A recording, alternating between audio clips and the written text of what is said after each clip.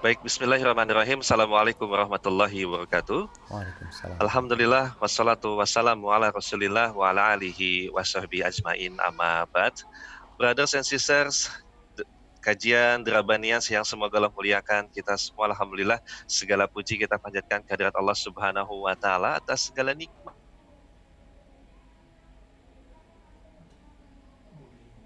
dan taufiknya untuk bisa kembali menuntut ilmu walaupun via online lewat fasilitas yang telah berikan di kajian Rabaniyah dalam rangka agenda Meet and Greet Ramadan 1441 Hijriah. Alhamdulillah.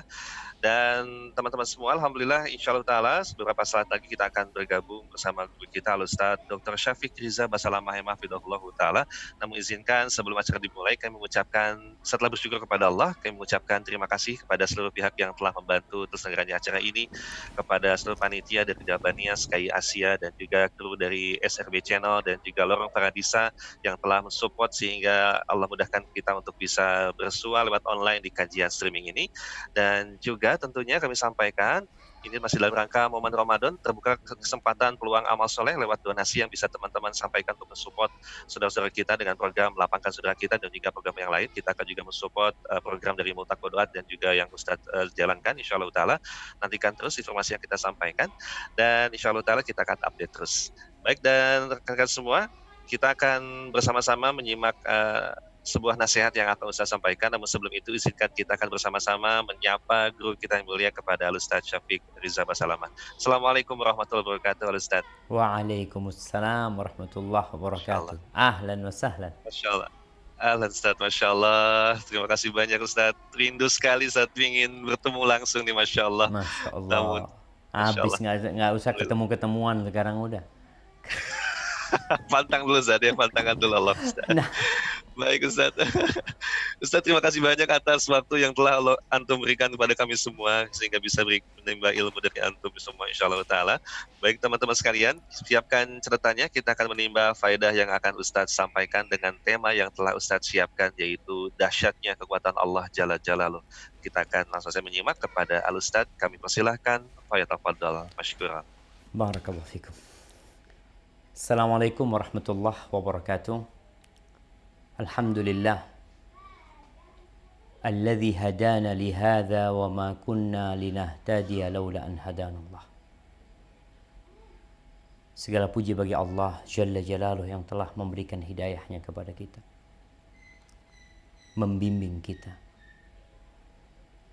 sehingga kita menjalankan perintah Allah, dapat berpuasa di tengah-tengah kondisi yang mungkin sebagian orang tidak menyukainya.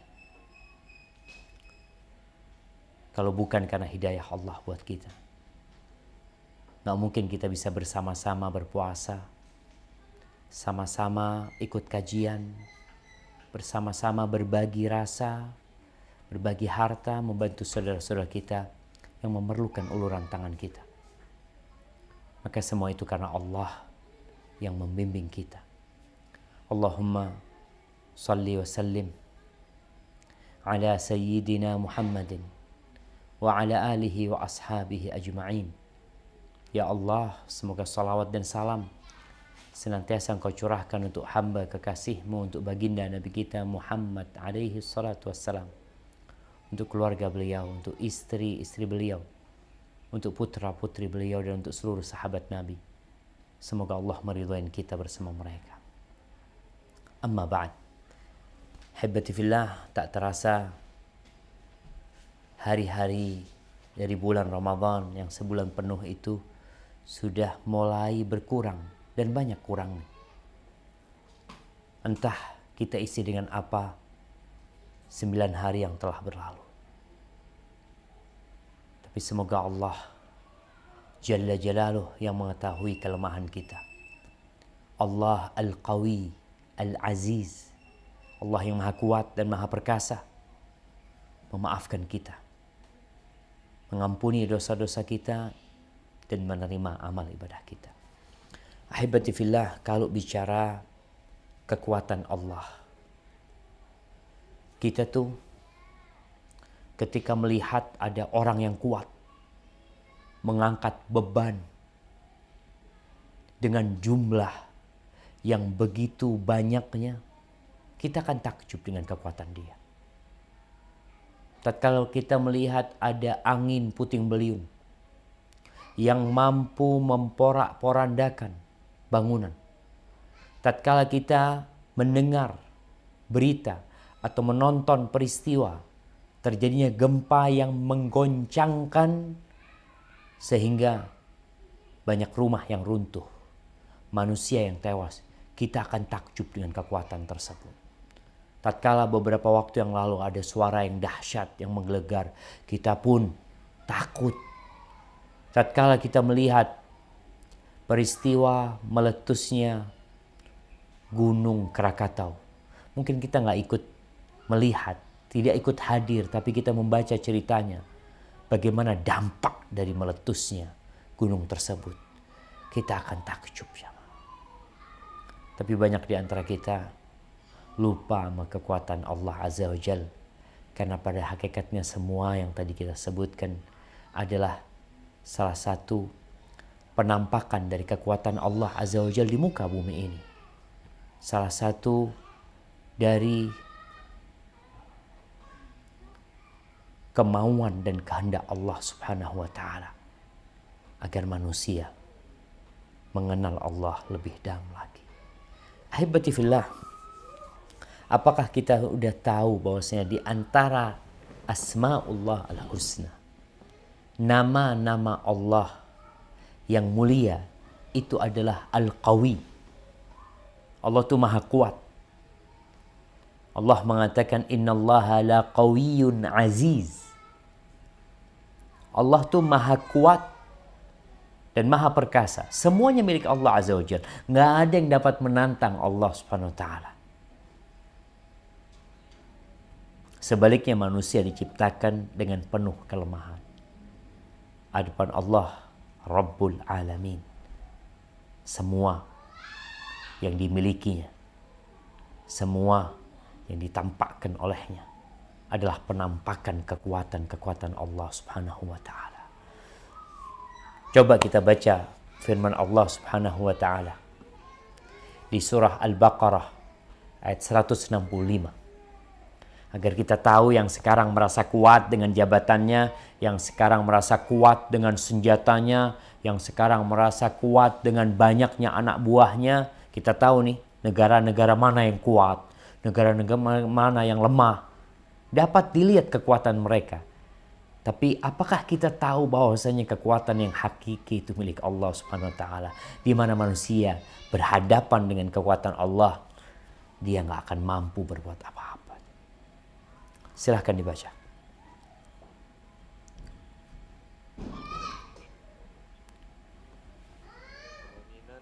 الناس من يتخذ من دون الله أندادا يحبونهم كحب الله والذين آمنوا أشد حبا لله ولو يرى الذين ظلموا إذ يرون العذاب أن القوة لله جميعا وأن Allah syadidul azab. Dan di antara manusia ada orang-orang yang menyembah Rabb selain Allah sebagai tandingan yang mereka cintai seperti mencintai Allah. Adapun orang-orang yang beriman sangat besar cintanya kepada Allah. Sekiranya orang-orang yang berbuat zalim itu melihat ketika mereka melihat azab pada hari kiamat bahwa kekuatan itu semuanya milik Allah dan bahwa Allah sangat berat azabnya, niscaya mereka menyesal. Barakallahu fikum. Kalau kita melihat orang-orang yang menghambakan diri kepada benda, karena mereka melihat benda tersebut memiliki kekuatan. Ada yang menghambakan diri kepada lautan umpamanya, memberikan sesajen kepada lautan. Ada yang kepada pohon besar, ada yang kepada patung-patung, ada yang kepada binatang. Semua itu bermuasal dari keyakinan mereka bahwa yang dia sembah, yang dia cintai, yang dia takutin memiliki kekuatan. Padahal kalau mereka tahu nantinya tatkala benda-benda tersebut fana, hancur, tak mampu menolong orang-orang yang berdoa kepada mereka selama ini. Allah sebutkan, nanti akan tahu. Annal quwwata lillahi jami'a. Bahwasanya sejatinya kekuatan itu milik Allah semuanya, jemaah. Di mana kita tidak akan mampu menggerakkan jari-jari kita. Kita tidak akan bisa melangkahkan kaki kita. Kita nggak akan bisa berbicara. Pendengaran kita tidak akan bisa mendengar kecuali dengan kekuatan yang Allah berikan kepada kita. Sekarang nih, kondisi COVID-19. Kita di bulan Ramadan. Orang tuh sibuk mencari rizki. Mereka yang di PHK, yang mereka terdampak dengan COVID-19, kita tahu negara-negara besar pun terdampak. Karena mereka tidak siap menghadapi COVID-19 ini. Bicara ekonomi di berbagai negara mengalami kemerosotan. Terus solusinya apa? Kemana mereka meminta pertolongan? Negara yang lemah akan berhutang kepada negara yang kuat. Mereka berpikir seperti itu. Iya, wajar. Oh, dia punya uang, aku nggak punya uang. Kekuatan dia di uang dia, maka anak minta sama dia. Namun banyak manusia yang lupa bahwa dia diciptakan bukan untuk terus-terusan berada di dunia ini. Urusan rezeki Allah sudah jamin. Allah yang kasih rizki. Makanya ketika Allah berbincang tentang dia yang memberikan rizki kepada manusia, Allah sebutkan dia yang memiliki kekuatan. Coba dibuka firman Allah Azza wa Jal di surat Az-Zariyat. Dari ayat 56 sampai ayat 58.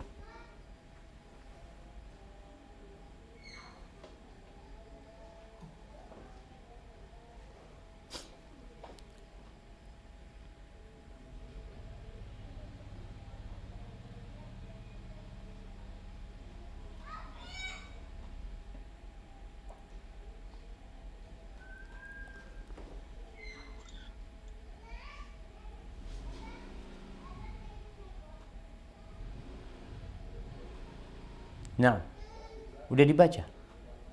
Ya, Ustaz. Bismillahirrahmanirrahim. Wa ma khalaqtul jinna wal insa illa liya'budun.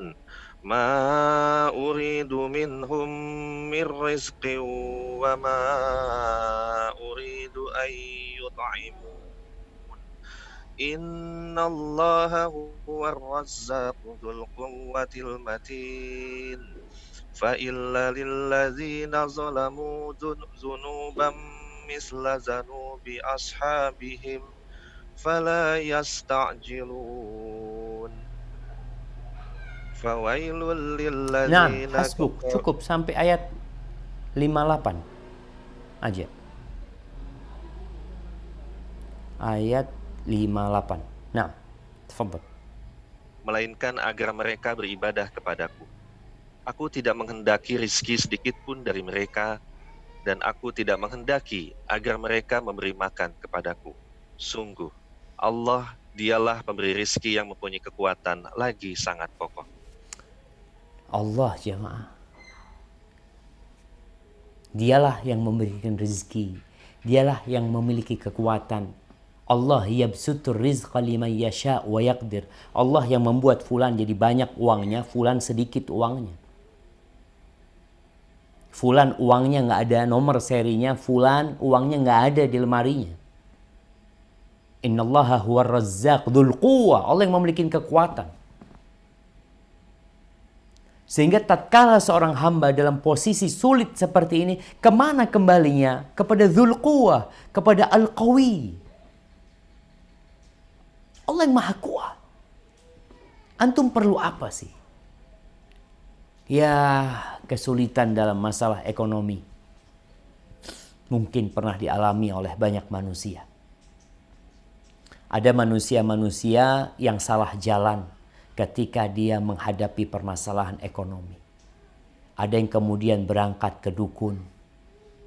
Ada yang berangkat ke orang pintar, ada yang menggandakan uang, ada yang berangkat ke tempat-tempat keramat karena dalam benak dia di sana itu ada kekuatan yang dapat memberikan uang kepada dia, memperbaiki ekonomi dia. La,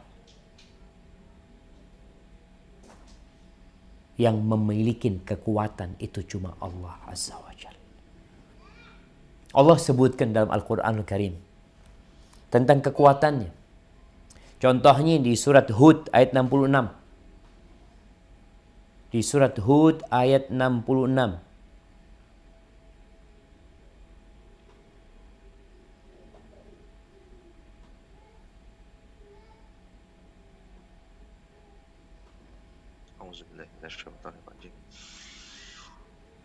Falamma jaa amruna najjayna salihan walladzina amanu ma'ahu birahmatin minna wa min khizyi yaumi izin inna rabbaka huwal qawiyyul aziz. Lanjutkan ke ayat 67.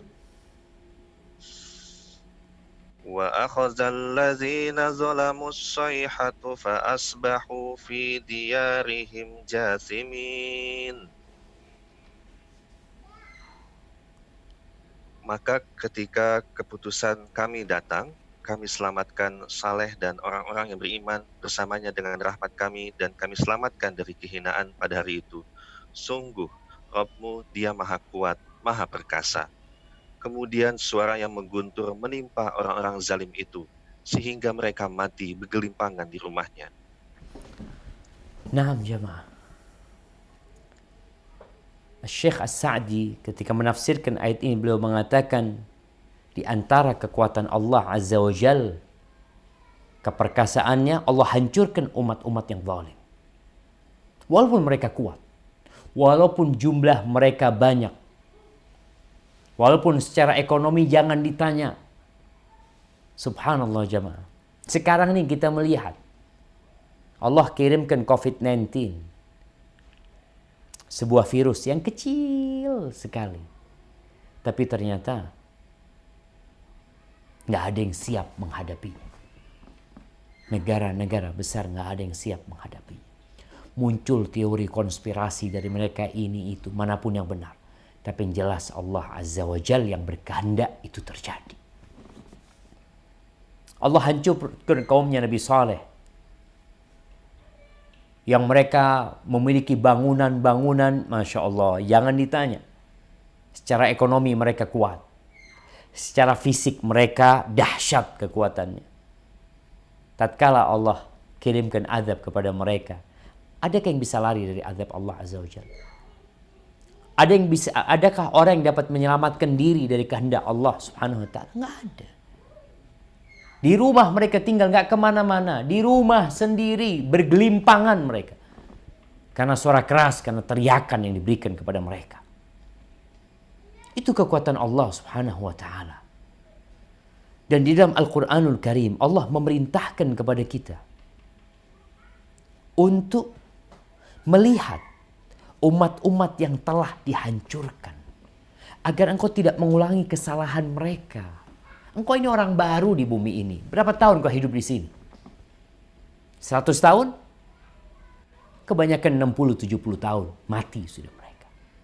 Sudah pernah ada yang tinggal di muka bumi ini yang lebih lama, yang lebih panjang umurnya, dan ternyata mereka berakhir dengan kefanaan. Allah sebutkan di surat Al-Anfal ayat 52. Bagaimana peristiwa-peristiwa yang menimpa umat-umat sebelumnya. Di sini Allah sebutkan Fir'aun dan yang sebelumnya. Kemana mereka semua? Nah, silahkan dibaca.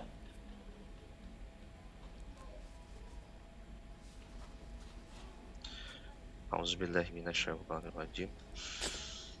Kadabi ali Fir'aun wallazina min qablihim kafaru bi ayatillahi fa akhazahumullahu bi dzunubihim innallaha qawiyyun syadidul iqab.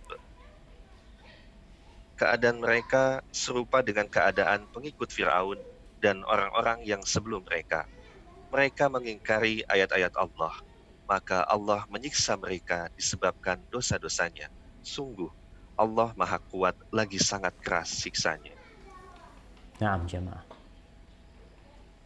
Allah subhanahu wa ta'ala Rabbul Alamin.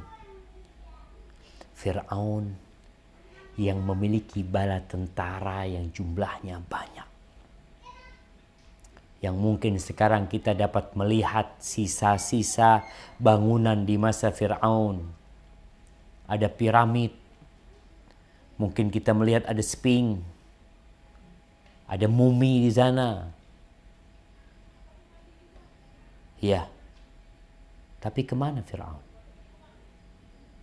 Kemana perginya dia? Allah menyebutkan dalam ayat ini, fa'akhadhahumullah bidhunubihim. Allah menghancurkan mereka, membinasakan mereka, membumi hanguskan mereka, menghilangkan mereka dari bumi ini karena apa? Bidhunubihim. Karena dosa-dosa mereka. Yang menyebabkan kehancuran adalah dosa. Yang menyebabkan berkurangnya rizki adalah dosa. Yang menyebabkan penyakit turun adalah dosa. Yang menyebabkan wabah itu datang adalah dosa. Fa'akhadhahumullah bidhunubihim. Innallaha qawi syadidul iqab. Allah itu maha kuat. Nggak ada yang bisa lari jemaah dari siksa Allah Azza wa Jal. Melarikan diri. Mungkin sebagian orang sudah berpikir, ya bumi ini akan hancur, aku akan tinggal di Mars.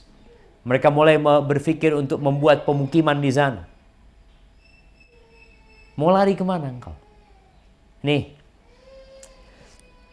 ada pandangan sebagian manusia adanya aliens atau alien, makhluk asing yang datang. Yang mungkin dia tinggal di bintang mana ya, kemudian masuk, kemudian ada penampakan UFO, kendaraan mereka jamaah. Yang ada itu kita dan bangsa jin. Ada binatang dan ada malaikat Allah Azza wa Jalla. Antum tahu jin itu sebagian di antara mereka memiliki keyakinan yang benar. Dan di dalam Al-Quranul Karim ada sebuah surat namanya Suratul Jin. Coba buka Suratul Jin. Bagaimana jin ini ketika dia mendengarkan Al-Quranul Karim, kemudian mereka beriman. Nah, silakan dibaca surat Jin. Dari ayat 1 sampai ayat 4. A'udzubillahi minasyaitonirrajim. Bismillahirrahmanirrahim. Qul uhiya ilayya annahu istama'a nafarum minal jinni faqalu inna sami'na qur'anan 'ajaba yahdi ila rusydi fa'amanna bih walan nusyrika bi rabbina ahada wa annahu ta'ala jaddu rabbina mattakhadha sahibatan wala walada wa annahu kana yaqulu safihuna 'ala Allahi syatata. Katakanlah Muhammad, telah diwahyukan kepadaku bahwa sekumpulan jin telah mendengarkan bacaan Al-Quran. Lalu mereka berkata, kami telah mendengarkan bacaan yang menakjubkan, itu Al-Quran, yang memberi petunjuk kepada jalan yang benar. Lalu kami beriman kepadanya, dan kami sekali-kali tidak akan mempersekutukan sesuatu pun dengan Rabb kami. Dan sesungguhnya Maha tinggi keagungan Rabb kami, Dia tidak beristri dan tidak beranak. Dan sesungguhnya orang yang bodoh di antara kami dahulu selalu mengucapkan perkataan yang melampaui batas terhadap Allah. Barakallahu fikum. Jin nih dengarkan Al-Quran beriman. Kita di bulan Ramadan, bulannya Al-Quranul Karim. Ada orang mukmin di bulan Ramadan imannya nggak bertambah. Jin sekali dengar langsung beriman. Bagaimana kemudian dia mentauhidkan Allah Azza wa Jalla. Bagaimana dia menjelaskan ada memang di antara jin yang tersesat. Yang menganggap ada kekuatan sehingga mereka selain Allah Azza wa Jalla, sehingga mereka menyekutukan Allah. Na'udzubillah min dzalik. Kemudian jamaah, kalau bicara orang sampai ke bulan, ini orang manusia berpikir, oh bisa sampai ke bulan, ya mungkin sampai ke Mars. Jin udah sampai duluan. Jin nongkrongnya itu di langit sana. Nongkrongnya dia. Allah sebutkan di sini. Kalau antum percaya sama Al-Quranul Karim. Supaya manusia ini gak berbangga diri. Engkau itu makhluk yang lemah. Nih jin disebutkan nama Allah Azza wa Jal. Di ayat ke-8 dan ke-9. Coba dibaca. Bismillahirrahmanirrahim. Wa anna lamasna as-samaa'a fawajadnaha muli'at harasan shadidan wa syuhuba wa anna kunna naq'udu minha maq'ida lis-sam' faman yastami'il ana yajid lahu shihaban rasada.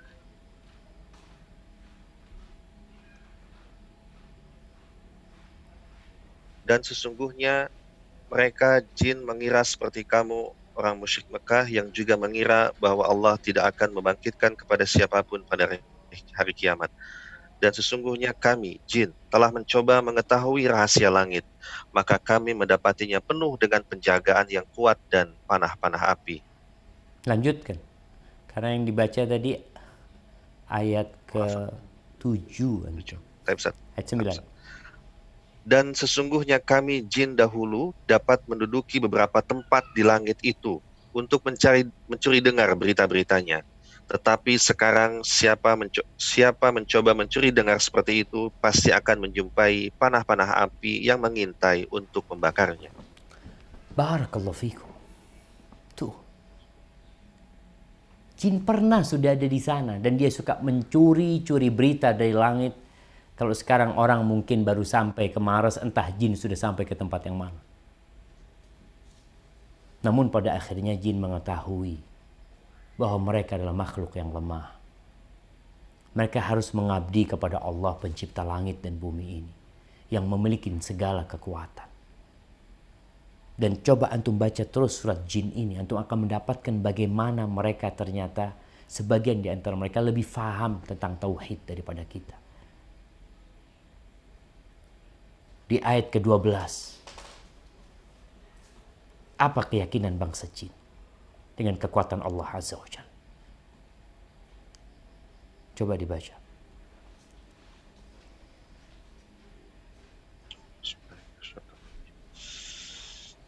Wa anna zonanna allan nu'jizallaha fil ardi walan nu'jizahu haraba.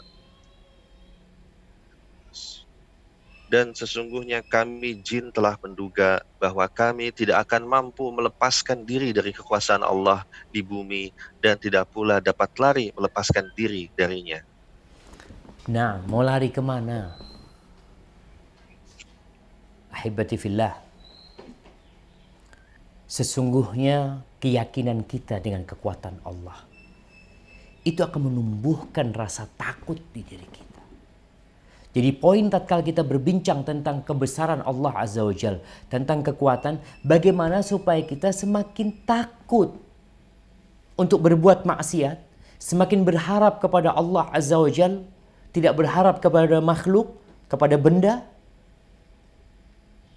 Makanya Allah memerintahkan agar orang-orang ketika berjalan di muka bumi ini, perjalananmu itu ada maknanya. Bukan hanya liburan rekreasi ke sana ke sini. Di tempat tersebut pun melakukan kemaksiatan. Mungkin sekarang di antara hikmah COVID-19 ini tempat-tempat maksiat tutup. Tempat-tempat liburan pun tutup. Kita perlu merujuk. Apakah selama ini perjalanan yang kita lakukan itu bermanfaat buat kita? Kita dapat melihat kekuasaan dan kekuatan Allah Azza wa Jalla. Atau ternyata perjalanan itu sia-sia selama ini. Hanya menghabiskan uang, menyisakan kecapean di diri kita. Allah berfirman di surat Ghafir ayat 21-22. Surat Ghafir ayat 21-22.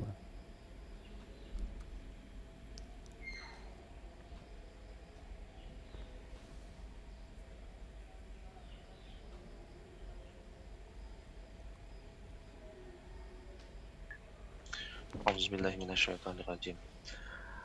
Awalam yasiru fil ardi fayanzuru kaifa kana akibatul ladzina kanu min qablihim kanu hum ashadda minhum quwwatan wa atharan fil ard fa'akhazahumullahu bizunubihim wa ma kana lahum minallahi min waq.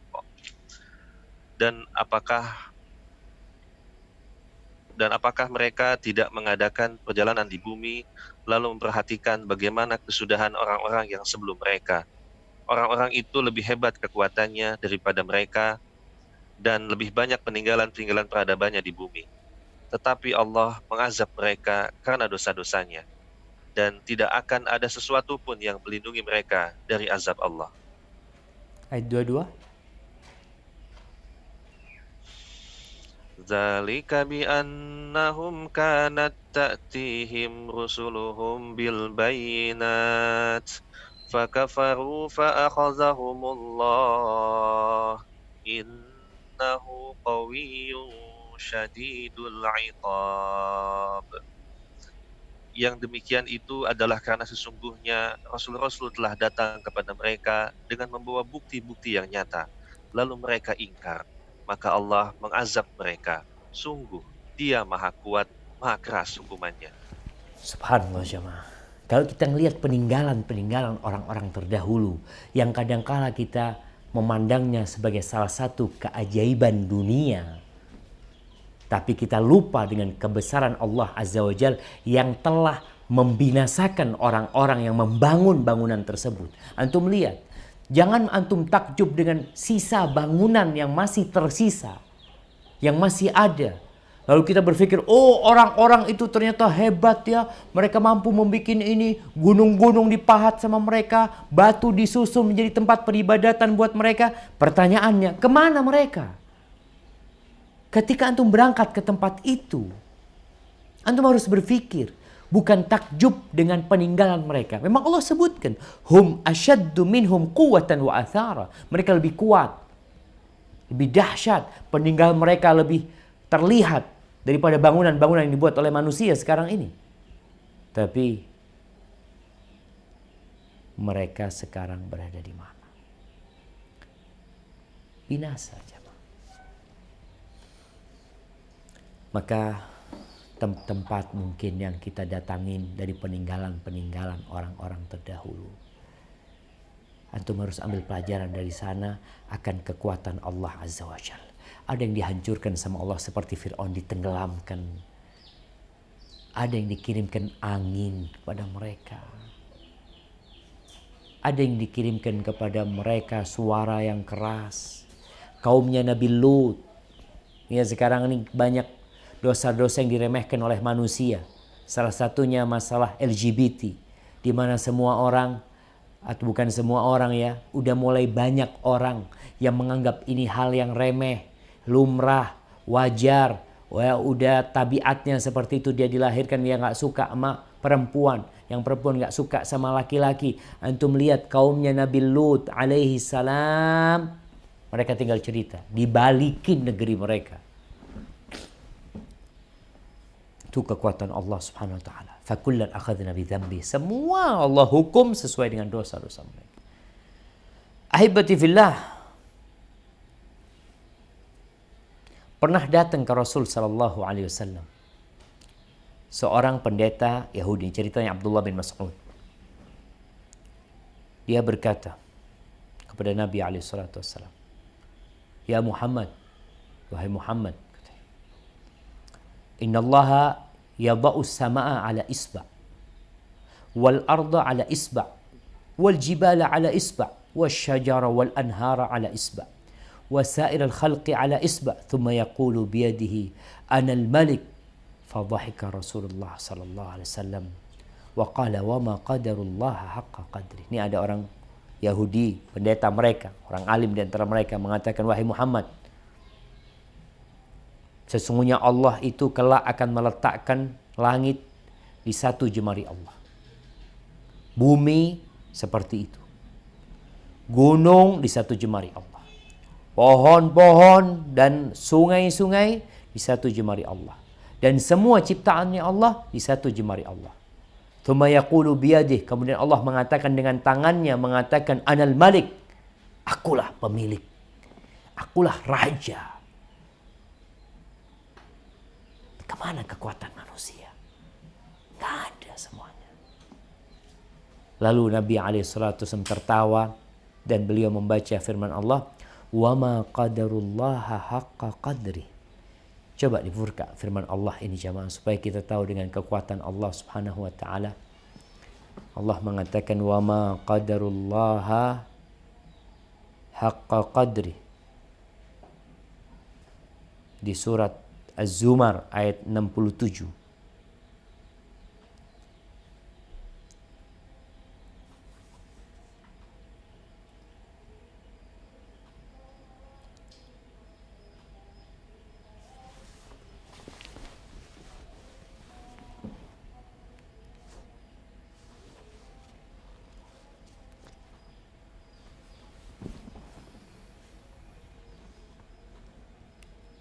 Nah,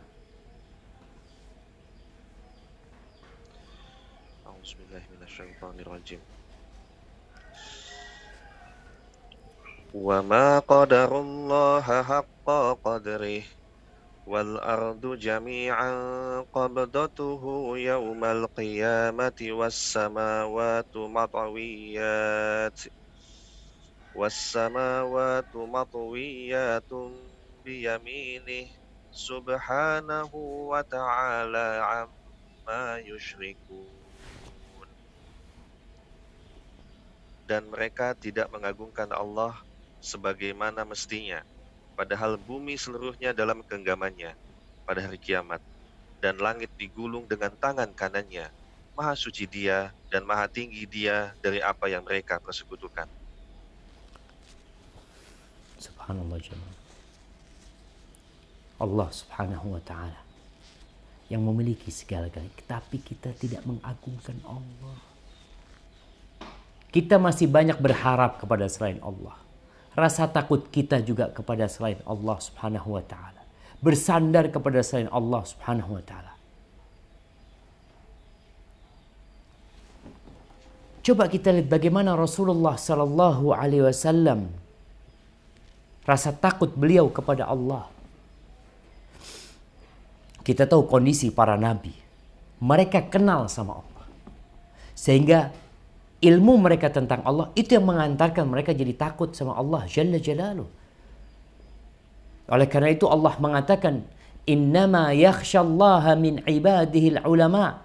Sesungguhnya yang takut kepada Allah dari hamba-hambanya adalah orang-orang yang berilmu, para ulama. Karena dia tahu dengan kekuatan Allah. Dia tahu dengan dahsyatnya azab Allah Azza wa Jalla. Sehingga dia jadi takut. Sedangkan kita nggak kenal. Sehingga tatkala berbuat dosa biasa-biasa aja. Antum kalau lihat bagaimana ya para nabi berlomba-lomba dalam kebaikan. Allah mengatakan di surah Al-Anbiya ayat 90, "Innahum kanu yusari'una fil khairat wa yad'unana raghaban wa rahaban wa kanu lana khashi'in. Tuh, kalian tahu tuh, mereka para nabi yang Allah sebutkan, mereka berlomba-lomba dalam kebaikan. Mereka beribadah memohon kepada Allah, harap-harap cemas. Mereka penuh dengan harapan kepada Allah, tapi mereka juga takut. Wa kanu lana khashi'in. Mereka adalah orang-orang yang tunduk kepada Allah Azza wa Jalla. Dan Nabi kita alaihi salatu wassalam, beliau contoh kita. Beliau suri tauladan kita. Mungkin antum melihat, oh ada Ustadz Fulan bagus, ada Syekh Fulan bagus. Ingat, Ibnu Mas'ud mengatakan yang ingin mencari contoh, contohlah yang sudah mati. Yang hidup belum tentu aman dari fitnah. Tuh lihat Nabi SAW yang dijaga sama Allah para sahabatnya. Nabi SAW pernah mengatakan kepada para sahabatnya, Ana a'rafukum billahi wa akhwafukum min. Aku adalah orang yang paling kenal sama Allah di antara kalian. Dan paling takut kepadanya. Imam Ahmad mengatakan, Hada yadullu ala anna kulla man kana billahi a'raf kana minhu akhwaf. Ini menunjukkan bahwasanya semakin orang kenal sama Allah, semakin dia takut sama Allah Subhanahu wa taala. Abdullah bin Syikhir menceritakan tentang Nabi alaihi salatu wassalam. Dia mengatakan, Ataitu Rasulullah sallallahu alaihi wasallam wa huwa yusalli wa li sadrihi azizun ka azizil mirjal minal buka. Aku pernah mendatangi Nabi SAW, beliau sedang sholat. Dan aku mendengar dada Nabi itu ada suara gemuruh seperti gemuruhnya panci. Ada suara yang beliau ketakutan, menangis. Kemudian Ummul Mukminin Aisyah yang mengetahui bagaimana kondisi suaminya di dalam rumah. Dia menceritakan bagaimana Nabi SAW pada suatu malam, beliau itu sedang tiduran bersama Aisyah. Di satu selimut sama Aisyah. Lalu beliau mengatakan kepada Aisyah, Aisyah, apakah kau izinkan kepadaku? Aku ingin menghadap Allah Subhanahu wa taala. Ini suami yang baik. Suami yang takut sama Allah Subhanahu wa taala. Dia tahu istrinya punya hak. Malam itu dia malamnya bermalam di rumahnya Aisyah. Seharusnya dia memberikan haknya Aisyah radhiyallahu anha. Tapi Nabi punya perlu sama Allah.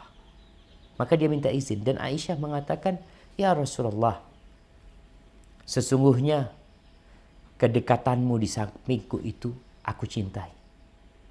Tapi apa yang kau cintai lebih aku cintai ya Rasulullah. Nabi ingin bangun untuk sholat. Akhirnya Nabi bangun. Beliau ambil wudhu. Kemudian qama yusalli. Beliau salat.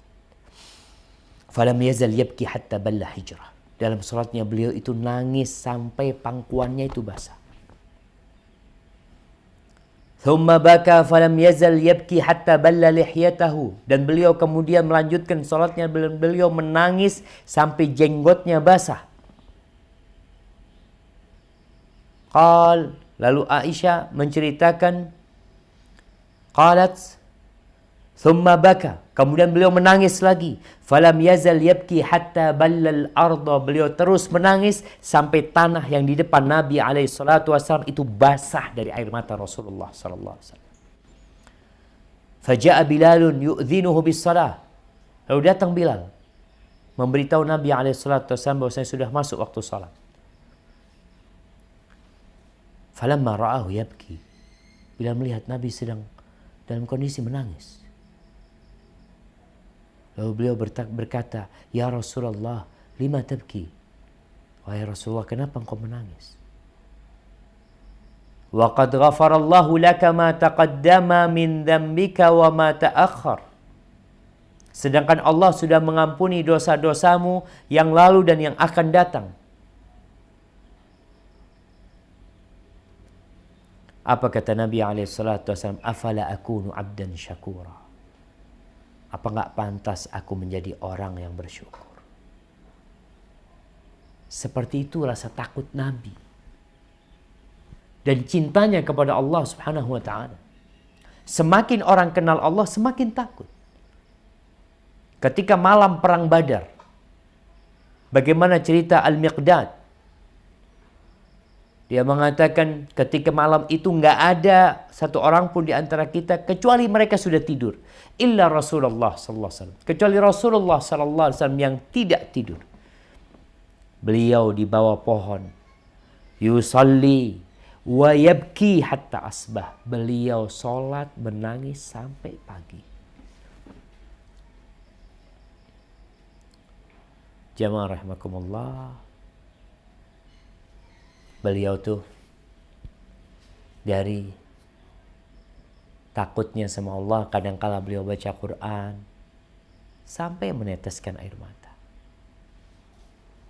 Ketika beliau melihat ada kejadian alam yang berubah, ada angin yang bertiup, nampak rasa takut beliau sallallahu alaihi wasallam.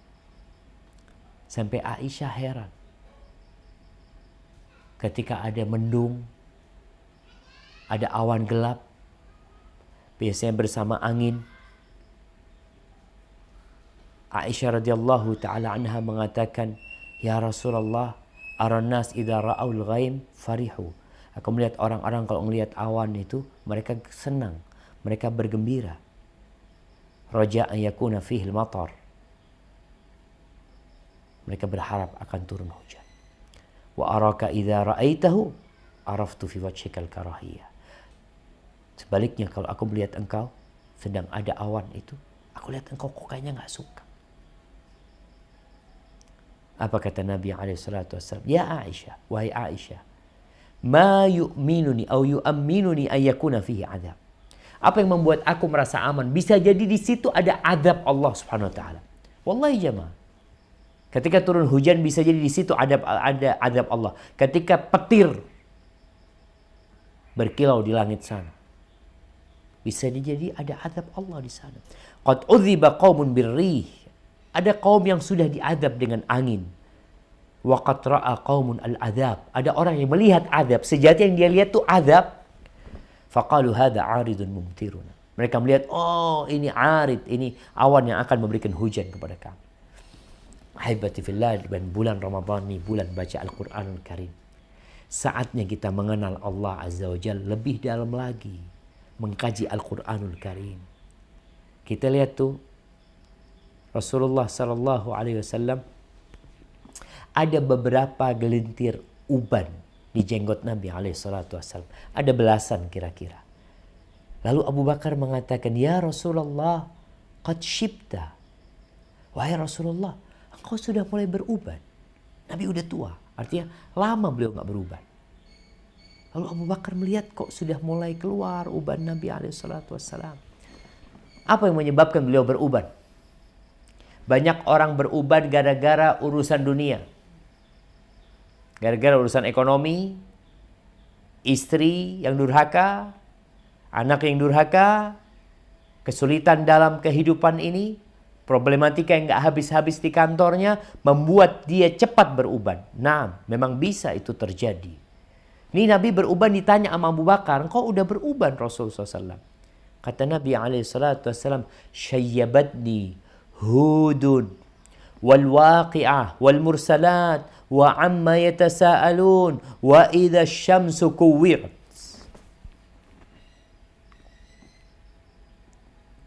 Kata Nabi SAW, yang membuatku beruban adalah surat Hud, surat Al-Waqi'ah, surat Al-Bursalat, amma yatasa'alun, idza syamsu kuwirat. Itu yang membuat Nabi SAW beruban.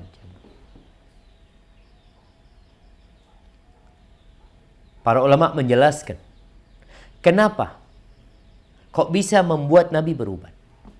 Qala al-ulama la'alla dhalika lima fihinna min at-takhwif al-fadhi wal wa'id asy-syadid lishtimalihinna ma'a qasrihinna ala hikayati ahwal al-akhirah ma'a qisarihinna ala hikayati ahwal al-akhirah wa ajaibiha wa fadaiha. Karena itu surat mengandung hal-hal yang membuat orang takut memang. Ada ancaman-ancaman Allah ya. Suratnya pendek, gak terlalu panjang. Cerita tentang akhirat. kejadian-kejadian yang menakutkan di sana, api neraka, orang-orang yang disiksa, yang dibinasakan, ma'ama fi ba'dihinna minal amri bil istiqamah. Plus di sebagian ayat-ayat itu ada perintah agar istiqamah.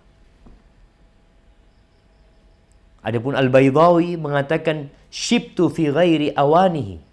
Aku tuh beruban sebelum waktunya, seakan-akan Nabi mengatakan itu lima arani minal hammi wal huzn. Karena ada kegalauan, kesedihan, ketakutan yang menimpaku disebabkan apa yang ada di dalam surat-surat ini. Maka ketika antum baca Al-Quran, menghatamkan Al-Quran, berhentilah di ayat-ayat azab. Berlindung dari azab Allah. Berhenti di ayat rahmat. Mohon rahmat Allah Azza wa Jalla. Semoga dengan cara seperti itu Ramadan kita ini semakin bermakna. Ketika kita semakin kenal sama Allah, sama kekuatan Allah Subhanahu wa taala. Tiap sholat kita mengatakan Allahu Akbar. Apakah benar Allahu Akbar ada di hatimu? Atau gerakanmu hanya gerakan yang tanpa makna? Ucapanmu ucapan yang tanpa arti. Bacaan Qur'anmu juga bacaan yang pokok lewat pokok hatam. Hadza wallahu a'lam bishawab ya. Itu mungkin yang kita bisa kaji pada kesempatan kali ini. Kita masuk ke sesi tanya jawab. Naam, tafadhal. Baik, Masya Allah, syukran Ustadz, jazakallah khair atas penyampaian telah antum berikan kepada kita semua. Dan kini kita masih memiliki beberapa saat untuk sesi soal jawab. Baik, dan juga sebagai informasi sehubungan dengan waktu azan maghrib di Jember pada pukul 17.15 insya Allah ta'ala, sehingga kita akan coba maksimalkan waktu ini untuk soal jawab. Ustadz, kita akan bacakan pertanyaan yang sudah masuk via live chat YouTube dan juga akun medsos kita. Ustadz, mohon nasihat dan tips dari Ustadz, apa yang bisa kita praktekkan dalam Ramadan ini Ustadz, untuk bisa terus menjaga semangat hingga akhir Ramadan nanti sehubungan dengan keadaan kita saat ini Ustaz. Nah, barakallahu fikum. Ya jemaah, kalau bicara bagaimana kita bisa istiqomah ya di bulan Ramadan ini, semua kembali kepada yang kita bahas tadi, yaitu mengenal Allah Subhanahu wa taala, mengenal kekuatan Allah Subhanahu wa taala, rasa takut kepada Allah, rasa harap kepada Allah, itu yang membuat orang istiqamah. Antum bisa melihat ada orang bekerja di sebuah perusahaan. Kalau antum tanya, antum berapa tahun kerja di tempat ini? 10 tahun. 20 tahun. Ada yang 30 tahun. Ada orang-orang sampai pensiun dia bekerja di tempat itu. Apa sih yang memotivasi dia sehingga dia bisa bertahan puluhan tahun? Kita nih Ramadan cuma sebulan. Tuh orang sampai berpuluh-puluh tahun, tiap pagi berangkat ke tempat kerjanya, sore pulang. Seperti itu dia lakukan terus. Apa yang memotivasi dia? Telat gak berani dia, ada rasa takut. Ketika ada bonus yang diberikan, dia semangat lagi. Jadi kita harus kenal sama Allah Subhanahu wa ta'ala. Itu yang membuat antum akan beribadah. Wa'bud rabbaka hatta ya'tiyakal yaqin. Beribadahlah kepada Allah sampai datang kematian kepadamu. Maka caranya antum yang mungkin selama ini ya tidak terlalu peduli dengan Rob kita. 3 pertanyaan di kuburan tuh, man robbuka? Siapa Robmu? Saatnya sekarang antum kaji tentang Allah. Antum kaji kenapa sih kita disyariatkan berpuasa di bulan Ramadan. Antum juga kenali apa sih tujuannya berpuasa. Kemudian ada apa dengan puasa ini? Dapat apa anak kalau puasa? Orang-orang kalau dikasih tahu antum gali di tanah ini dalam kedalaman 10 meter antum akan dapatkan emas 1 kilo. Kira-kira digali nggak? Digali sama dia. Dengan segala peralatan dia persiapkan, ada emas di situ. Anak mau gali. Masya Allah jemaah. Maka itu yang perlu kita tumbuhkan di hati kita. Allah sediakan apa di bulan Ramadan ini? Ada pembebasan dari api neraka. Ada ampunan untuk dosa-dosa yang kita lakukan. Ada rahmat Allah. Ada 1 malam yang lebih baik dari 1000 bulan. Bayangkan tuh malam ditaruh di penghujung. Ini juga sebagai ujian. Kalau ditaruh di awal, orang semangat di awal. Seperti orang yang lari ya, ketika dia harus lari sepanjang 10 kilometer. Biasanya di awal tuh masih enak. Di tengah jalan mulai dia ya kecapean ya. Tapi ada yang bertahan, ada yang tahu-tahu mundur. Ketika sudah mendekatin garis finish, orang itu tumbuh lagi semangatnya. Dengan sedikit kekuatan yang masih tersisa, semangat dia untuk sampai ke garis finish. Itu yang harus antum tumbuhkan. Di akhir Ramadan ada malam yang lebih baik dari 1000 bulan. Dari umur antum semuanya. 1000 bulan berapa tahun kira-kira jemaah? 83 tahun 4 bulan kira-kira. Itu ada di sana. Maka pengetahuan ini yang membuat orang jadi semangat. Kenal sama Allah, kenal sama agamanya, kenal apa yang disediakan di bulan ini. Insya Allah antum akan terus bersemangat. Dan yang terakhir, berdoa minta sama Allah supaya dibantu. Karena tanpa bantuan Allah Azza wa Jal, ya nafsu kita ini suka memerintahkan kepada keburukan. Kita lebih memilih santai, istirahat, di rumah aja. Dalam kondisi COVID-19 sebenarnya udah dikasih fasilitas yang lebih.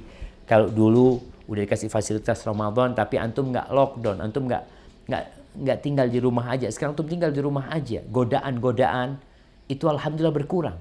Tapi ada godaan di tangan antum, ada handphone antum, ada gawai antum yang kadang-kala membuat antum lebih sering membuka itu daripada membuka Al-Quranul Karim. Hadza wallahu a'lam bishawab.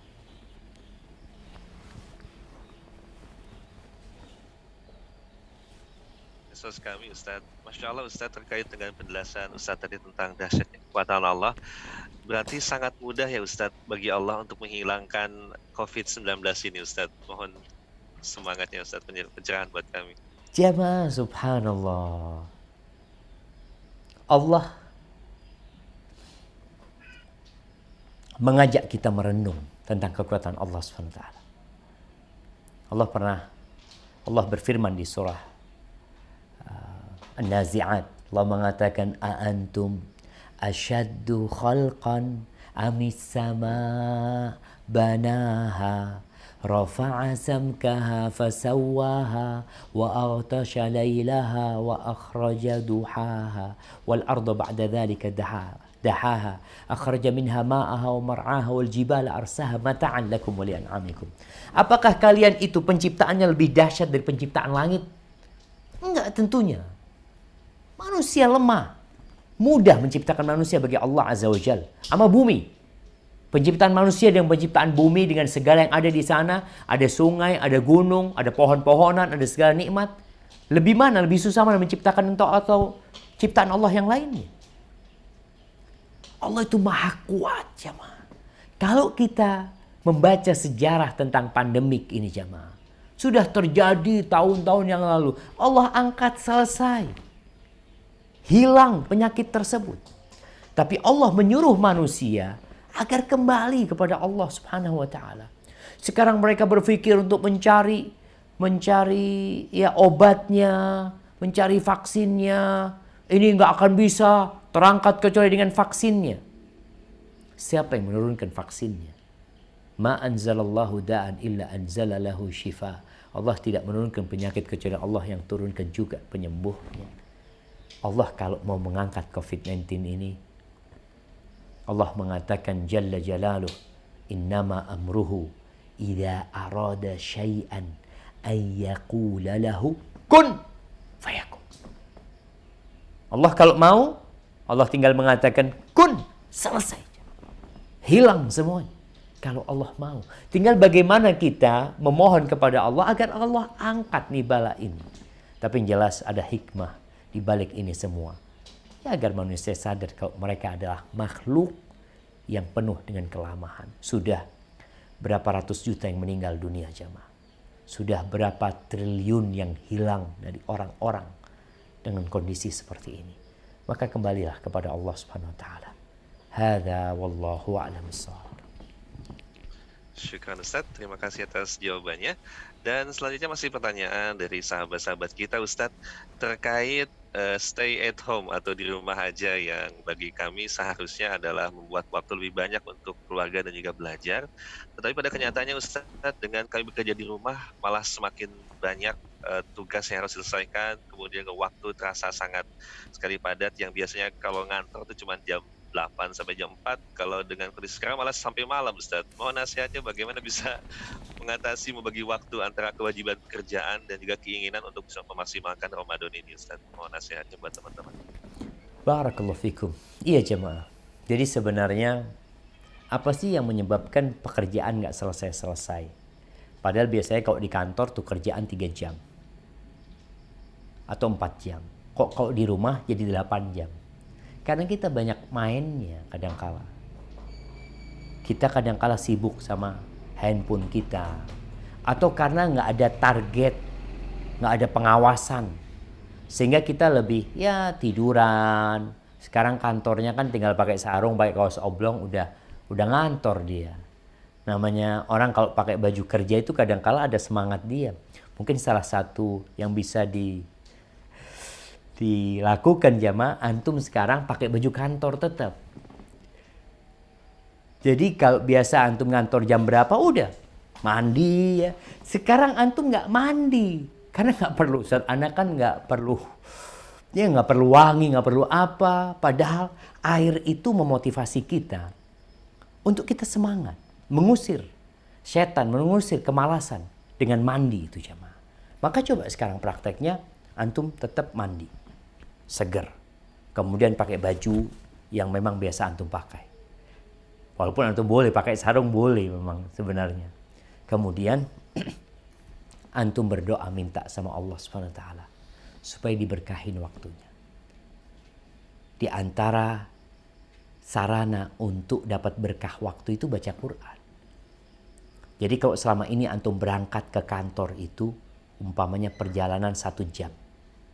Antum di mobil, di motor ya. Sekarang antum lakukan 1 jam perjalanan menuju ke kantor itu baca Quran. Jadi itu manfaatkan. Anak kantor jam 8. Anak berangkat biasanya jam 7. Antum lakukan. Tetap anak jam 7. Pakai baju kantor, antum buka Qurannya. Mungkin istri antum akan tanya, bang mau kemana bang? Sampaikan. Mau ngantor. Sampaikan mau ngantor, mau kerja memang. Ketika dia ada kerjaan yang harus dia selesaikan. Kemudian minta kepada keluarga untuk tidak diganggu. Karena sebenarnya gangguan-gangguan itu yang membuat pekerjaan tidak selesai. Kita ngomong sama istri kita juga, ana mohon maaf, ana walaupun di rumah aja ana punya tugas. Mungkin saling membantu sama istri. Insya Allah urusan anak ana bantuin setelah ana selesaikan tugas ana. Insya Allah antum kalau mengatur waktu seperti itu, kerjaan nggak sampai jam 10. Seperti jam kerja antum bahkan lebih cepat lagi. Hanya saja kita kalau di kantor disiplin, kalau di rumah nggak disiplin. Capek dikit selonjoran, ambil bantal ya. Ntar lah lanjut kerjaan. Yang penting kan selesai hari ini. Itulah ucapan yang penting selesai hari ini. Akhirnya selesainya nggak tahu jam berapa antum gitu. Hadza wallahu alam bisawab. Mungkin seperti itu tips-tips ya agar kita bisa memanfaatkan waktu di rumah. Dan ketahuilah Ramadan ini hanya 720 hari jemaah. Afalan 720 jam. Jangan sampai hilang sedangkan kita belum ya mendapatkan ampunan dari Allah Subhanahu wa taala, kerjaan juga nggak selesai. Barakallahu fikum. Nah. Barakallahu Ustaz, terima kasih Ustaz. Dan selanjutnya pertanyaan dari akun medsos Instagram kami. Pertanyaan dari Bang Opa Parman. Assalamualaikum Ustadz, bagaimana tata cara melakukan itikaf di akhir Ramadan Ustadz, dan penggantinya barangkali dengan kondisi seperti ini Ustadz, ibadah-ibadah apa yang bisa kita maksimalkan? Mohon nasihat. Barakallahu fikum. Ya jemaah, iktikaf adalah berdiam diri di masjid, menahan diri kita, tubuh kita di rumah Allah Azza wa Jal, tidak kemana-mana tubuh kita, dan memenjarakan hati kita untuk senantiasa bersambung sama Allah Subhanahu wa taala. Di situ tuh ruang gerak kita. Sekarang ada yang hilang ketika kita nggak bisa memenjarakan diri kita di masjid. Karena kondisi dan situasi seperti ini. Apa yang bisa dilakukan? Semua amalan iktikaf itu masih bisa dilakukan di rumah. Semuanya. Apa sekarang? Kalau bicara baca Al-Quranul Karim, antum bisa baca Al-Quranul Karim. Kalau bicara berzikir, di rumah pun kita bisa lakukan hal itu. Kalau bicara sholat malam, Rasul SAW kalau masuk 10 hari terakhir, beliau membangunkan keluarganya. Beliau kencangkan sarungnya. Dia fokus ibadah. Orang yang iktikaf nggak boleh mendatangin istrinya. Antum mungkin bisa ngomong sama istri. Maaf, ana di 10 hari terakhir ini, ana ingin fokus ibadah. Rasul SAW menghindarin, menjauhi istri-istrinya. Dan antum sampaikan, ana walaupun di rumah, nggak iktikaf di masjid, ana mungkin off dulu. Ya jangan digangguin sama istri, minta istri juga untuk fokus ibadah umpamanya. Itu salah satu cara kita bisa mengoptimalkan 10 hari terakhir agar kita mendapatkan Lailatul Qadar. Artinya ibadah-ibadah yang selama ini kita lakukan di masjid, selama kita berada di masjid, masih bisa kita lakukan. Kita jaga wudhu kita tidak putus wudhu kecuali kita berwudhu kembali. Selesai berwudhu kita sholat ya. Seperti yang kita lakukan di masjid biasanya. Kita batal wudhu, kita ke toilet, masuk masjid, kita sholat lagi. Bisa kita lakukan di rumah kita dengan sholat sunnah wudhu. Perbanyak ibadah-ibadah tersebut, tapi memang ya kondisikan rumahnya. Kalau antum mau duduk ibadah di sebelah kasurnya, di sebelah bantalnya ya. Antum lihat bantal lagi sholat, ya Allah enak banget nih bantalnya. Antum pindah semua, kondisikan rumahnya seperti rumah Allah Azza wa Jal, dalam artian nggak ada barang-barang yang membuat antum terlena di sana. Sehingga itu mungkin akan membantu antum bisa optimal beribadah kepada Allah Subhanahu wa taala. Hadza wallahu a'lam bishawab. Nah. Baik Ustaz, syukran atas jawabannya. Ingin sekali Ustaz memperpanjang waktu berdiskusi, namun tampaknya kita telah berada di penghujung acara kita Ustaz. Barangkali silakan Ustaz ada ikhtitam atau penutup untuk materi kita pada sore ini. Silakan Ustaz. Jazakallah khair jamaah. Barakallahu fikum. Jamaah rahimakumullah. Semua orang muslim yang berpuasa bareng-bareng puasanya. Orang-orang yang sholat di masjid, yang berjamaah, kita lihat mereka sama-sama bareng sholatnya. Ruku bersama imam, sujud bersama imam, bangun bersama imam. Apa yang membedakan ibadah mereka yang dilakukan bersama-sama, puasa yang bareng-bareng mereka sekarang berpuasa di seluruh penjuru dunia, terus apa yang membedakan puasa kita dengan puasa fulan? Bagaimana supaya puasa kita lebih utama dari puasa fulan? Kita mendapatkan puasa yang lebih maksimal pahalanya. Rasulullah SAW ketika ditanya ayyus shaimina afdal, di antara orang-orang puasa siapa yang paling afdal di antara mereka? Jawaban Nabi satu, aktsaruhum lillahi dzikran, yang paling banyak mengingat Allah Subhanahu wa taala. Maka saatnya kita perbanyak mengingat Allah dengan asmaullah al-husna. Mengingat Allah bukan hanya dengan menyebutkan puji-pujian bagi Allah Subhanahu wa taala, tapi mengingat kebesaran Allah Subhanahu wa taala yang mengantarkan kita untuk meneteskan air mata, memohon kepada Allah ampunan atas apa yang kita lakukan, memohon agar kita mampu mensyukuri nikmat yang Allah berikan. Maka saatnya kita memperbanyak mengingat Allah Subhanahu wa taala, meninggalkan hal-hal yang membuat kita lalai, lengah dari mengingat Allah Subhanahu wa taala. Mudah-mudahan dengan seperti itu, mengingat Allah ini mengantarkan kita semakin takut sama Allah, karena di antara 7 golongan yang akan mendapatkan naungan dari Allah Subhanahu wa taala, apa kata Allah? Salah satunya adalah wa rajulun dzakarallahu khalian fa bakat ainah. Orang yang mengingat Allah sendirian, kemudian air matanya meleleh, menetes di pipi dia. Mudah-mudahan Ramadan kita semakin bermakna, terus belajar menuntut ilmu, jangan pernah putus asa. Yang sulit rezekinya, jangan lupa Allah yang kuat, Allah yang maha memberikan rezeki. Yang sedang sakit, ketahuilah yang bisa menyembuhkan antum cuma Allah SWT. Yang sedang gak bisa mudik, tertahan di kotanya, nggak bisa berbakti sama orang tua, minta tolong sama Allah Subhanahu wa taala agar antum tetap bisa beribadah dengan baik di masa yang seperti ini. Jazakumullah khairan. Mungkin itu yang dapat Anda sampaikan. Apabila benar itu dari Allah Subhanahu wa taala, kalau ada yang salah itu dari diri Anda pribadi, Allah dan Rasulnya terbebaskan dari kesalahan itu. Barakallahu fikum.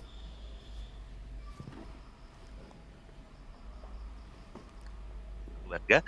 Demikian brother sister sekalian, perjumpaan kita pada sore kali ini. Tetap semangat menuntut ilmu dan kita akan berjumpa kembali di pertemuan berikutnya dalam terus Majlis Ilmu lewat kajian streaming online insyaallah taala. Kita akan akhiri dengan membaca doa menutup majlis. Subhanakallah wa bihamdika asyhadu an la ilaha illa anta astaghfiruka wa atubu ilaik.